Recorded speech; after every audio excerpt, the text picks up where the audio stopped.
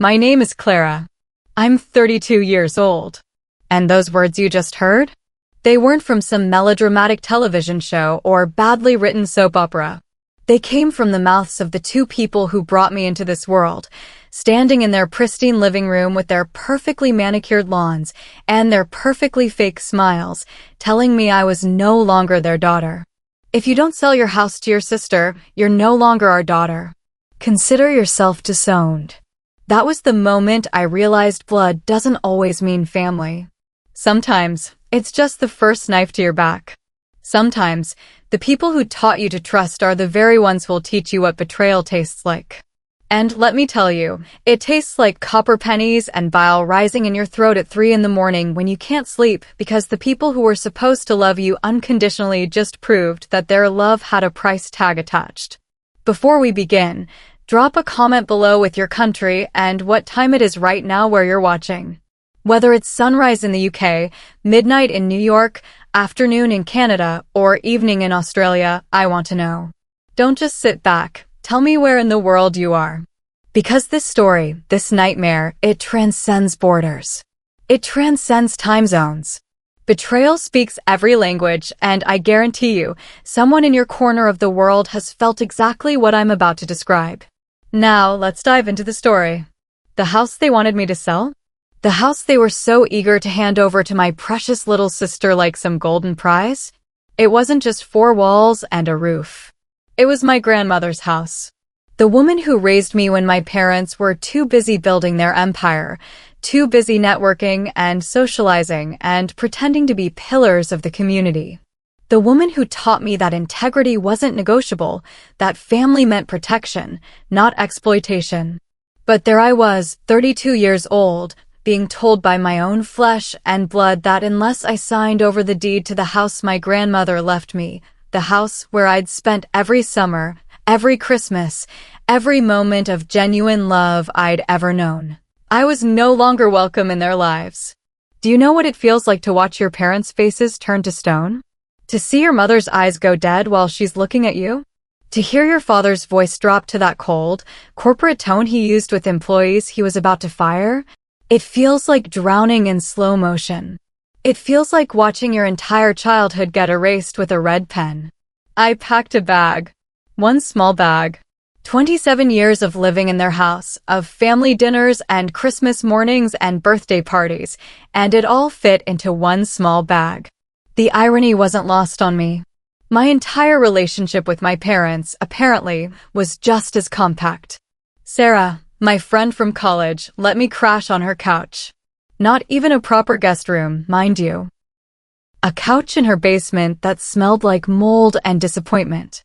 The cushions were worn thin from years of supporting other people's broken dreams, and every night I'd lie there listening to the pipes groan and the neighbors upstairs arguing about money. The ceiling was so low I could reach up and touch it with my fingertips, and I'd do that sometimes, just to remind myself that there was still something solid above me, even if everything else had crumbled. The basement was cold. Not just temperature cold, but soul cold. The kind of cold that seeps into your bones and makes you wonder if you'll ever feel warm again. I'd wrap myself in Sarah's old college blankets, the ones that had survived keg parties and all-nighters and were now witnessing the complete destruction of my family, and I'd try to sleep.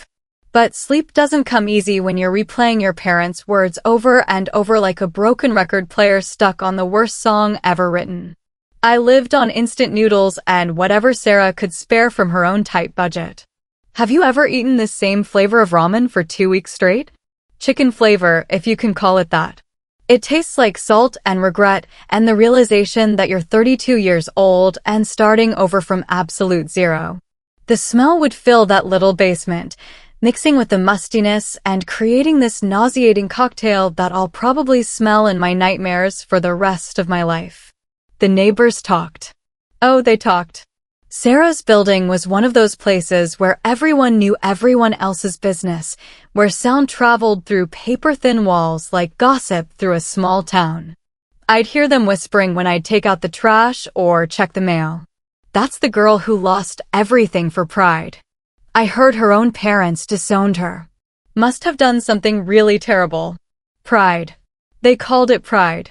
As if standing up for what my grandmother wanted, as if refusing to be bullied by my own family, as if maintaining a shred of dignity was somehow a character flaw.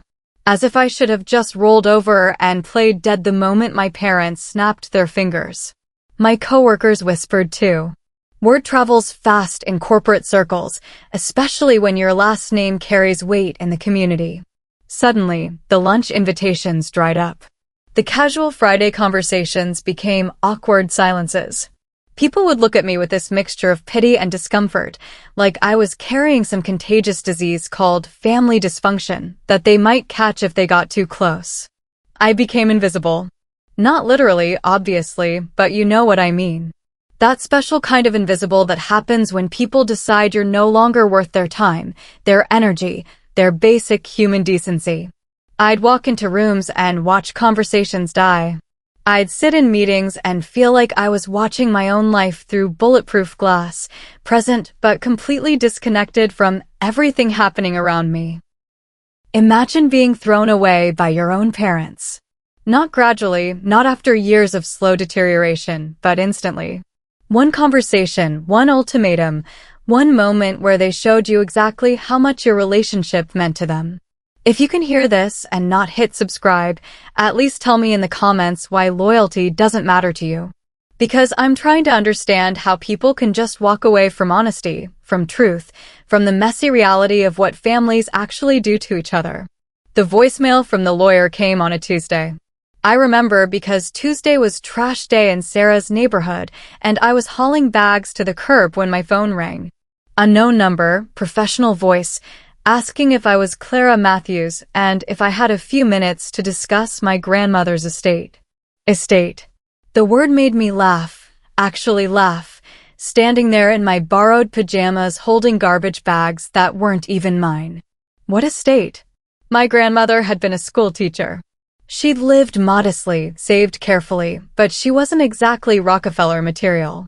Ms. Matthews, I think there might be some confusion in your family about the property on Maple Street. The property on Maple Street. That's what he called it. Not your grandmother's house or the family home. The property. Like it was just another line item in a spreadsheet, another piece of real estate to be bought and sold and transferred. But then he kept talking, and with each word, my entire understanding of the situation began to shift like tectonic plates rearranging the landscape of my life. According to the will, which was properly filed and notarized, the house belongs solely to you. Not to your parents, not to be shared with your sister. The deed was transferred to your name upon your grandmother's death 2 years ago. 2 years ago. 2 years I'd been living under my parents' roof, paying them rent like a tenant, while I'd actually owned property the entire time. 2 years of them talking about the family house and shared inheritance and what's best for everyone. But it got worse. Oh, it got so much worse. There's also the matter of the shares. Shares. What shares? Your grandmother owned a significant portion of the Matthews Family Property Trust. Industrial real estate, commercial developments, several rental properties throughout the city. The shares passed to you along with the house deed. The room started spinning. Not the basement. I wasn't in the basement anymore. I was standing in Sarah's kitchen, gripping the counter so hard my knuckles turned white, listening to this lawyer explain that my grandmother, my quiet, modest, schoolteacher grandmother, had been sitting on a small fortune this entire time. The trust has been trying to sell a large commercial complex downtown. The deal requires unanimous consent from all shareholders. Your parents and sister have been trying to move forward with the sale, but they need your signature. And there it was. The truth, naked and ugly and absolutely devastating. My parents hadn't disowned me because I was stubborn or ungrateful or too proud to see reason. They'd disowned me because they thought they could bully me into signing away my rights to millions of dollars. They thought I was weak enough, broken enough, desperate enough to just cave under pressure and give them what they wanted. They thought wrong. Would you sign it if it were your family? Comment below yes or no. And don't just watch silently, because silence is siding with the people who betrayed me. Don't be complicit in their lie that blood means you owe people your dignity, your inheritance, your future just because they share your DNA. The emails started immediately. Funny how quickly "you're no longer our daughter" turned into "sweetheart, we need to talk" once they realized I actually held cards in this game. The subject lines alone were enough to make me sick. Family emergency. Please call. Urgent. Misunderstanding needs resolution. Clara, honey, we love you.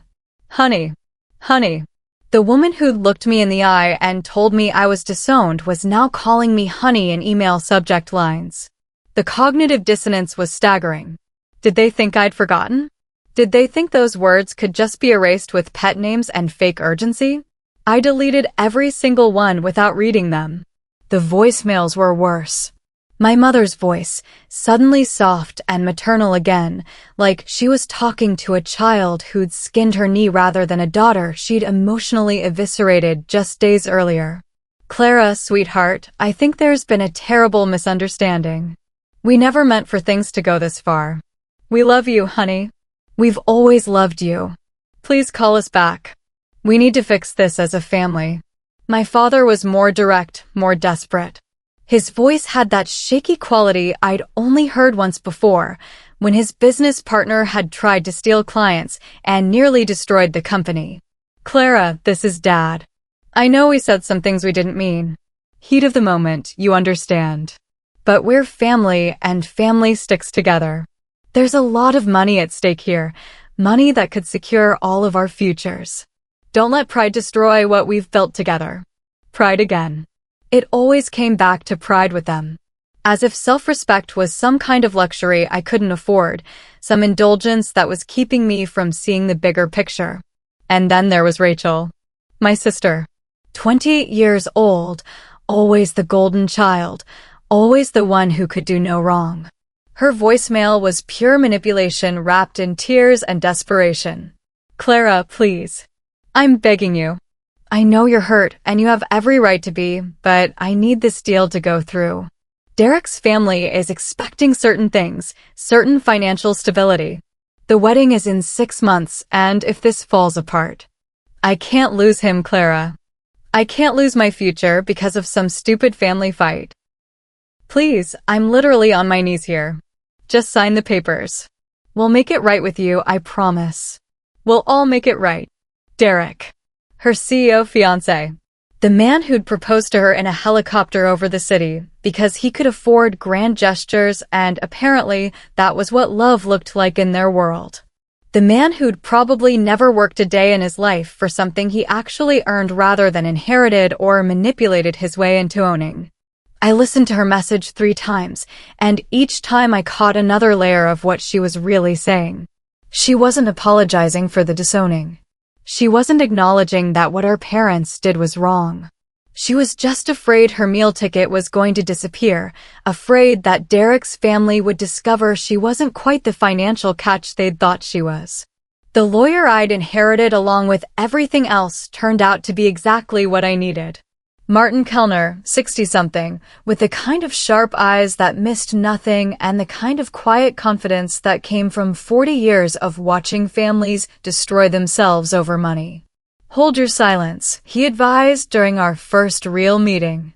Don't respond to any of their communications. Don't give them any indication of what you're thinking or planning. Let them sweat. Let them wonder. Let them realize that you're not the powerless child they thought they could manipulate. His office was everything my parents' house pretended to be, genuinely elegant, quietly expensive, filled with the kind of understated luxury that came from actual success rather than desperate social climbing. The leather chairs were worn in that perfect way that spoke of decades of important conversations, life-changing decisions, fortunes won and lost. Your grandmother was a smart woman, Martin continued, pouring coffee from a silver service that probably cost more than most people's cars. She saw this coming. That's why she structured the will the way she did, why she made sure the shares were tied to the house deed. She knew your parents would try to pressure you, and she wanted to make sure you had real power, not just sentimental value. Real power. I'd never thought of myself as powerful. I'd been the peacekeeper, the people pleaser, the one who smoothed over family tensions and made excuses for everyone else's bad behavior. But sitting in that office, listening to Martin explain exactly what I now controlled, I felt something I hadn't felt in years. I felt dangerous. Sometimes silence is the loudest weapon. Sometimes the most devastating thing you can do to people who've hurt you is absolutely nothing. Don't give them the satisfaction of a response. Don't give them the opportunity to twist your words or manipulate your emotions. Just let them sit in the consequences of their choices while you figure out exactly how much damage they've done and exactly what they deserve in return. I stayed silent. Would you have the strength to do the same? Subscribe if yes, comment if no. Because I'm telling you right now, silence is harder than screaming. Silence requires discipline, requires you to sit with your anger and let it transform into something sharper, something more surgical than the messy, emotional response they're expecting. The dinner invitation came exactly 2 weeks after the lawyer's call. Handwritten, of course, because my mother always believed that personal touches made manipulation more palatable. Cream-colored cardstock with my name written in her perfect penmanship, the kind she'd learned in finishing school and had been using to intimidate people for decades. Dearest Clara, we would be honored if you would join us for dinner on Saturday evening at 7. We miss you terribly and would love the opportunity to sit down as a family and discuss our situation. Please say yes. All our love, Mom and Dad. All our love. The same people who'd told me I was disowned were now signing off with all our love, like those words meant anything after what they'd done. Like love was something that could be turned on and off with a switch, revoked and restored based on convenience and financial need. But I went. Of course I went. Not because I forgave them, not because I believed their sudden change of heart, but because I wanted to look them in the eye while they tried to manipulate me. I wanted to watch them perform their little theater of reconciliation and see just how far they were willing to humiliate themselves for money. I spent 3 hours getting ready. Not because I cared about impressing them, but because I wanted armor. I wanted to walk into that house looking like someone who belonged in corporate boardrooms and legal offices, someone who couldn't be dismissed or overlooked or talked down to like a child. The black dress was new, purchased with money I'd saved from my actual job, the job I'd worked for 10 years while living under their roof like some kind of charity case, paying them rent for a house I apparently already owned. The heels were higher than I usually wore, high enough to make me tower over my mother's petite frame, high enough to make a statement with every step across their marble floors. My hair was different too. Shorter, sharper, styled by a professional who understood that sometimes you need to look like you could destroy someone's life with a single phone call. The makeup was flawless, applied with the precision of war paint because that's essentially what it was. I drove past their house twice before parking, just to see if I could spot any signs of weakness, any cracks in their perfect facade. The lawn was still immaculate, the garden still looked like something from a magazine spread, the house still radiated that aggressive perfection that had always made me feel like I was walking through a museum rather than a home. But I knew something now that I hadn't known 2 weeks ago. I knew that their perfect life, their social standing, their financial security, all of it depended on my signature on a piece of paper. All of it could disappear if I simply continued to do nothing. The door opened before I could knock. My mother stood there in her signature pearls and that smile she'd perfected for charity galas and business dinners, the one that never quite reached her eyes. Clara. Oh, sweetheart, you look absolutely stunning. Come in, come in. We're so glad you're here. Sweetheart again. It was like they'd all agreed to pretend the disowning had never happened, like they could simply rewrite history by using the right tone of voice and the right pet names. But I could see the calculation behind her eyes, the way she was studying my outfit, my posture, my expression, trying to gauge how much power I knew I had. The dining room was set for 4, with their good china and crystal glasses that probably cost more than most people made in a month. The chandelier cast everything in warm, golden light that was supposed to feel intimate and familial, but instead felt theatrical, like I was walking onto a stage where everyone else already knew their lines. My father was already seated, wearing his most expensive suit and the kind of smile that had closed million-dollar deals and convinced investors to trust him with their life savings. But his hands were shaking slightly as he poured wine into glasses that we all knew I wasn't going to drink. "Clara, you look wonderful. Absolutely wonderful. Please sit down. We have so much to talk about." Rachel was the last to appear, and when she did, I almost felt sorry for her. Almost. She looked like she hadn't slept in days, like she'd been crying every night since their little scheme had fallen apart. Her engagement ring caught the light as she fidgeted with her napkin, and I realized that's exactly what this was about. That ring, that life, that future she'd built on assumptions and family money that wasn't actually hers to inherit. "Clara," she whispered, not quite meeting my eyes. "Thank you for coming. I wasn't sure you would." I sat down without saying a word. Let them fill the silence. Let them squirm in the discomfort of their own making. I had learned the power of silence, and I was going to use every second of it. The first 10 minutes were pure comedy. They talked about everything except the obvious: the weather, the neighborhood gossip, my mother's latest charity project. Meanwhile, I sat there cutting my food with surgical precision, chewing slowly, meeting their desperate glances with absolute calm. My father cracked first. "Clara, we know there's been some tension lately." Tension. He called it tension. Like it was a mild disagreement about holiday plans rather than the complete destruction of our family relationship. Some things were said in the heat of the moment, my mother added, reaching across the table like she was going to touch my hand. I moved it away before she could make contact. Things we didn't mean, things that came out wrong. Didn't mean. They didn't mean it when they disowned me. They didn't mean it when they told me I was no longer their daughter. They didn't mean it when they chose money over the child they'd raised for 32 years. "We're family," my father continued, his voice getting more desperate with each word. "We love you. We've always loved you. This whole situation has been a misunderstanding, a miscommunication. A miscommunication. According to them, telling your daughter she's disowned is just a failure of proper messaging. If only they'd phrased it better, maybe I would have understood that they meant, please sign away your inheritance, when they said you're no longer our daughter." Rachel was crying now, actual tears streaming down her face as she stared at her untouched plate. "Please, Clara. I know we hurt you. I know we said terrible things. But we're family, and family forgives each other.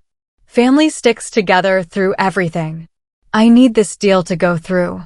Derek's family is expecting certain things, certain financial stability, and if this falls apart, her carefully constructed life disappears. If this falls apart, she has to face the reality that she's not actually the golden child, not actually the heir to some family fortune, not actually anything more than a 28-year-old woman with expensive taste and no real way to pay for it. I set down my fork and looked at each of them, really looked at them. My father, sweating despite the air conditioning, his corporate confidence cracking under the weight of desperation. My mother, her perfect composure slipping as she realized her manipulation tactics weren't working. My sister, crying into her designer napkin because her future wasn't as secure as she'd believed. And then I spoke. The first words I'd said since walking into their house. "No." Just that. Just no. But the way it echoed in their dining room, the way it cut through all their desperate pleasantries and careful manipulation, it might as well have been a gunshot. My father's face went white. "Clara, you don't understand the full situation. There's a lot of money involved here, money that could set all of us up for life. Your grandmother would have wanted. Don't." My voice was steel now, sharp enough to cut through every lie they'd been telling themselves. "Don't you dare tell me what my grandmother would have wanted. She left that house to me. She left those shares to me. Not to the family, not to be shared, Not to be sold off to fund Rachel's wedding to a man who will probably dump her the second he realizes she's not actually rich. Rachel's sob was audible now, raw and desperate and completely unsympathetic to me. She left it to me because she knew exactly what kind of people you are. She knew you'd try to pressure me, manipulate me, use me to get what you wanted. That's why the will was structured the way it was. That's why she made sure I had real power, not just sentimental value. My mother tried one more time, her voice shaking with barely controlled panic. Sweetheart, we can work this out. We're willing to give you a percentage of the sale, a fair percentage. You'd never have to worry about money again. A percentage of my own inheritance. They were offering to give me a percentage of what already belonged to me, as if that was somehow generous, as if they were doing me a favor by letting me keep some of what was mine by right. I stood up, smoothing down my dress, checking my reflection in the mirror above their sideboard. I looked powerful. I looked dangerous. I looked like someone who'd finally stopped playing by other people's rules. This isn't about family, I said, my voice carrying across their perfect dining room like a verdict being read in court. It's about money, control, and the fact that you never saw me as enough. You saw me as a means to an end, a signature on a document, a problem to be solved rather than a daughter to be loved. The silence that followed was deafening. Even the house seemed to hold its breath, waiting to see what would happen next. You disowned me first, I continued, walking toward the door. Don't act like you forgot. Don't pretend this is about family loyalty when you threw me away the second I wouldn't do exactly what you wanted. I haven't forgotten what you said to me. I haven't forgotten how quickly you were willing to cut me out of your lives when you thought I was powerless. I paused in the doorway, turning back to look at them one last time. My father was slumped in his chair like a deflated balloon. My mother was dabbing at her eyes with her napkin, careful not to smudge her makeup. Rachel was still crying, but now it looked more like a child's tantrum than genuine remorse. I'm not signing anything. Ever. Find another way to pay for your daughter's wedding. Find another way to close your deal. Find another family to manipulate. I'm done being your solution to problems you created. What would you have said in that moment? Be honest in the comments. Don't just lurk. This is the time to speak. Because I guarantee you, you've either been in a situation like this, or you know someone who has. You've either been the one manipulated, or you've watched someone you care about get steamrolled by people who should have protected them. The aftermath was swift and brutal, exactly what they deserved and exactly what I'd hoped for. The deal fell apart within a week. Without my signature, the commercial complex couldn't be sold. The buyers moved on to other properties, other opportunities. The Matthews Family Property Trust remained locked in legal limbo, unable to move forward with any major decisions because they needed unanimous consent from all shareholders. My parents' social standing crumbled like a house of cards in a hurricane. Word spread through their country club, their business networks, their carefully cultivated social circles. A family dispute over inheritance, a daughter who'd been disowned and then desperately courted when they realized she held all the power, a son-in-law-to-be who was suddenly asking uncomfortable questions about his fiancé's actual financial worth. The whispers followed them everywhere. At charity galas, at business dinners, at the golf course where my father had spent 30 years building relationships based on the perception of stability and success. How could you trust a man with your money when he couldn't even manage his own family? How could you do business with someone who'd publicly disowned his daughter and then begged her to come back when he needed her signature? Their reputation, built over decades of careful networking and strategic social climbing, disintegrated in a matter of weeks. The same people who'd once competed for invitations to their dinner parties now avoided them at public events. The same business partners who'd trusted my father with major deals suddenly found reasons to work with other firms. Rachel's engagement started showing cracks almost immediately. Derek's family had been impressed by the Matthews name, by the apparent wealth and stability my parents projected. But when the gossip started, when people began talking about family dysfunction and failed business deals, their opinion shifted rapidly. Derek himself began asking questions. Not out of concern for Rachel, but out of concern for his own financial future. He'd assumed he was marrying into money, assumed that Rachel would bring significant assets to their union. The discovery that she was essentially dependent on a sister who'd been disowned and was now refusing to cooperate was not what he'd signed up for. I heard through mutual acquaintances that their wedding planning had stalled. Vendors weren't being paid on time, venues were being downgraded, guest lists were being trimmed as people who'd once been eager to attend now found excuses to decline.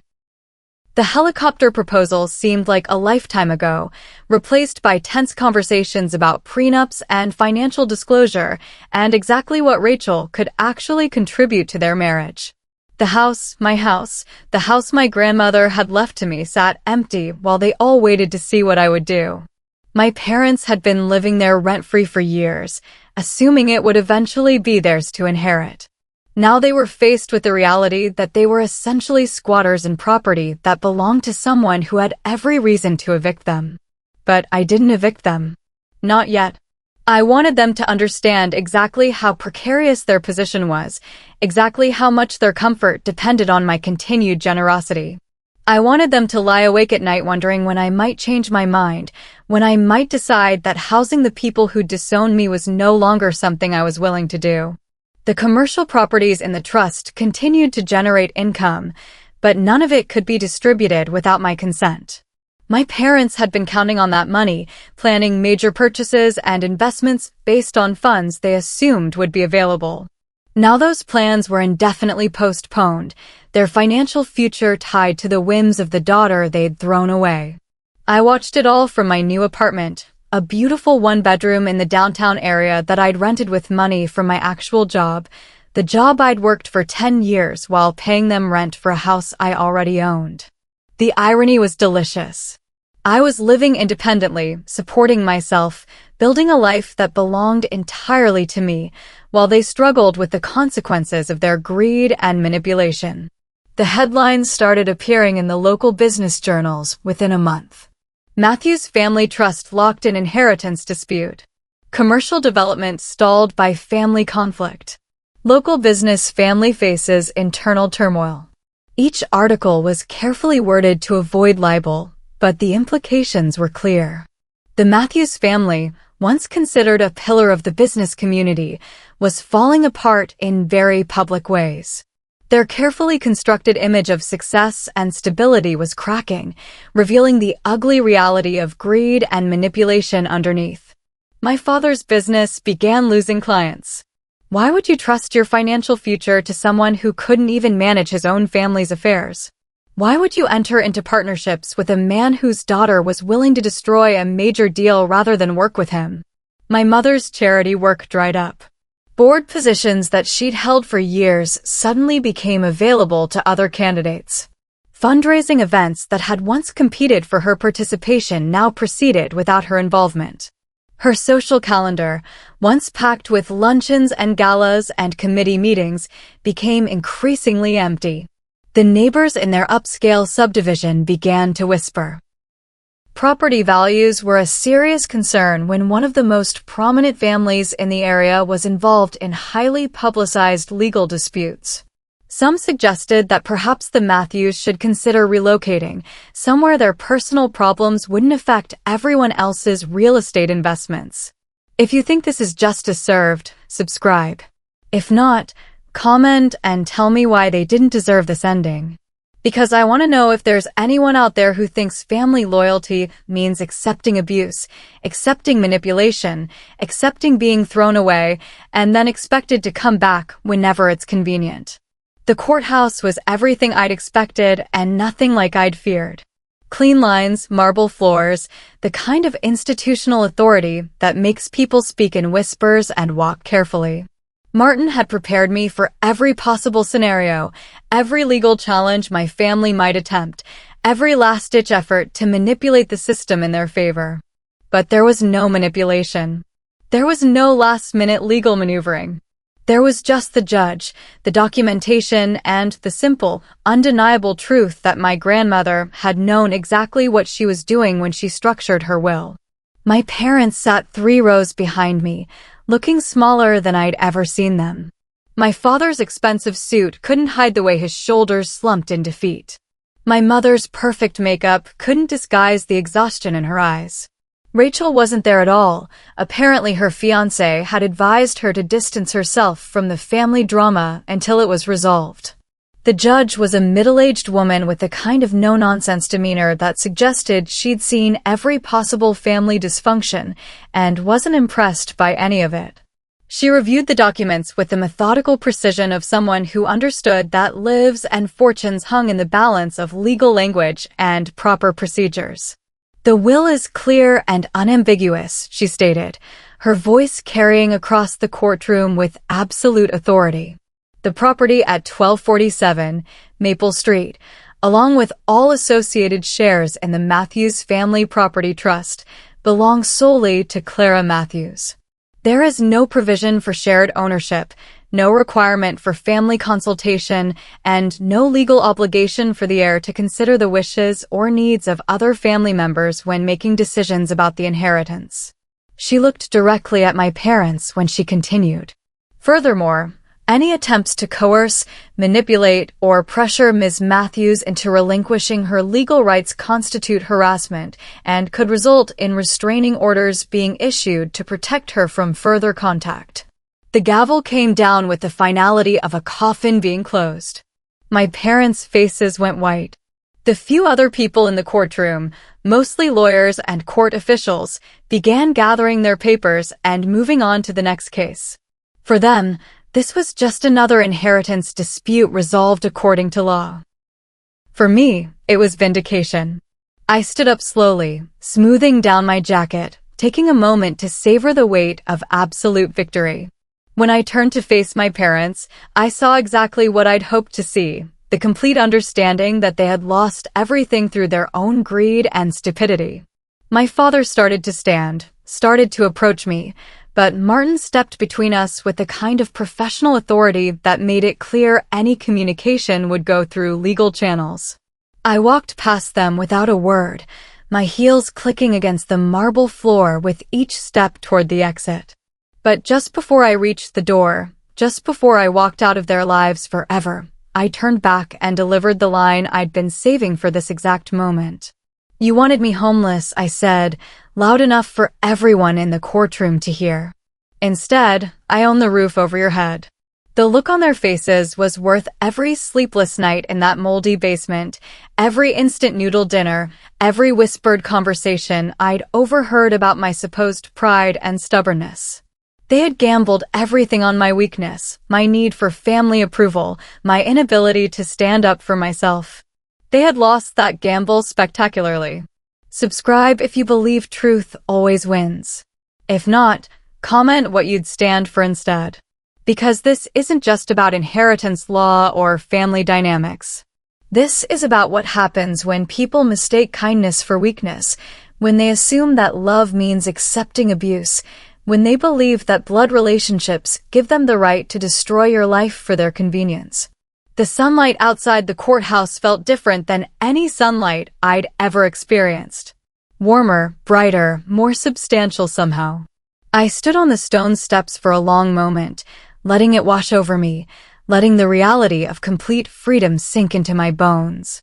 6 months ago, I'd been sleeping on a couch in a basement, eating instant noodles, listening to neighbors gossip about my pride and stubbornness. Today, I owned multiple properties, held significant shares in a profitable trust, and had the legal authority to make decisions that would affect my family's financial future for generations. But more than that, I was free. Free from their manipulation, their guilt trips, their constant demands that I sacrifice my own well-being for their convenience. Free from the exhausting work of trying to earn love from people who were only capable of seeing me as a resource to be exploited. The transformation wasn't just financial or legal. It was fundamental, cellular, the kind of change that happens when you finally stop apologizing for taking up space and start claiming the life you actually deserve. I thought about my grandmother as I walked to my car, the real car I'd bought with my own money, not the hand-me-down they'd given me with strings attached and constant reminders of their generosity. She'd known this day would come. She'd known that her own children would try to steamroll their way through my inheritance, and she'd structured her will to make sure I had the tools to fight back. She'd been a teacher for 40 years, spending her own money on classroom supplies and staying late to help struggling students, never making much money, but somehow accumulating enough assets to matter. She'd seen family dynamics play out in hundreds of households through her students, watched parents prioritize some children over others, witnessed the damage that favoritism and manipulation could do to young people. And she'd made sure that when the time came, I would have power. Real power, not just the illusion of choice that my parents had been offering me my entire life. The drive home, my space, my sanctuary that no one could take away from me, was surreal. I kept thinking about the conversation that had started all of this, the moment when my parents had shown me exactly who they were underneath all the family dinner theater and holiday traditions. If you don't sell your house to your sister, you're no longer our daughter. They'd meant it as an ultimatum, a threat designed to force my compliance. But what they'd actually done was give me permission to stop caring about their approval. They'd freed me from the exhausting work of trying to maintain relationships with people who only valued me for what I could provide. They'd called me a stranger when they disowned me. Now I finally was one by choice. And I'd never felt freer. The house, my grandmother's house, my house, was exactly as I'd left it. She'd kept it simple, comfortable, filled with books and plants and the kind of gentle warmth that came from being genuinely loved rather than strategically valued. Every room held memories of someone who'd seen me as worth protecting, worth empowering, worth leaving a legacy to. I walked through each room slowly, touching surfaces that belonged to me, opening windows that were mine to open, making plans for changes that no one could veto or criticize or manipulate me out of making. The kitchen where my grandmother had taught me to cook, the living room where she'd read to me on summer afternoons, the bedroom where she'd comforted me through childhood nightmares and teenage heartbreaks. All mine. All safe. All protected by legal documents that my parents could never overturn, no matter how much they pleaded or threatened or tried to guilt me into changing my mind. I made coffee in her kitchen, my kitchen, and sat in her favorite chair by the window overlooking the garden she'd tended for decades. The same garden my parents had been eyeing for development potential, the same space they'd planned to sell to strangers who would probably pave it over for parking. My phone rang. Unknown number, but I answered it anyway. I wasn't hiding anymore. Ms. Matthews? This is Derek Hamilton. I'm engaged to your sister Rachel. I was hoping we could meet for coffee sometime this week. There are some things I'd like to discuss. Derek. The CEO fiancé who'd proposed in a helicopter and was now discovering that his bride-to-be wasn't quite the financial catch he'd assumed. The man who'd been planning his future around money that belonged to me, assets he'd never had any right to expect. I'm not interested in discussing anything with you, I told him. Whatever arrangement you had with my sister or my parents, it doesn't involve me. I suggest you base your wedding plans on what she actually owns rather than what she hoped to inherit. There was a long pause, the kind of silence that meant someone was recalculating their entire life strategy in real time. Ms. Matthews, I think there might be some room for negotiation here. I'm sure we could work out something that benefits everyone involved. Negotiation. Benefits everyone.